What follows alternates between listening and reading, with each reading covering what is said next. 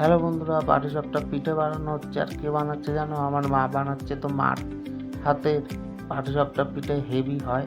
তো ফ্রেন্ড, ভিডিওটা দেখতে থাকো।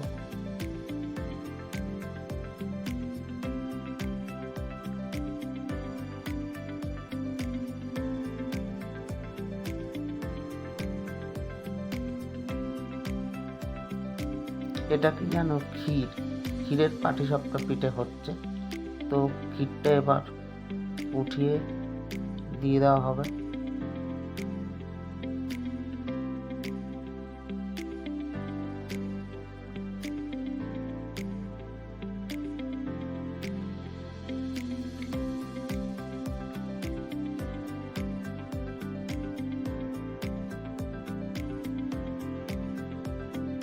পাটিসাপটা পিঠে খেতে খুব ভালোবাসি। আর পুলি পিঠা খেতেও। তো পুলির পিঠার ভিডিওটা পরের দিন আসবে।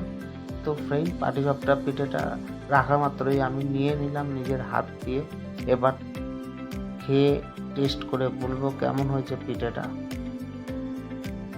মার হাতে বানানো পাটিসাপটা কোনো কথাই নেই, দারুণ হয়েছে, হেভি। আর ক্ষীরের স্বাদটা তো খুব সুন্দর এসেছে। ক্ষীরের পাটিসাপটা পিঠে খেলাম। কালকে খাবো পুলি পিঠে। তো সেই ভিডিও তোমাদের সামনে আসবে।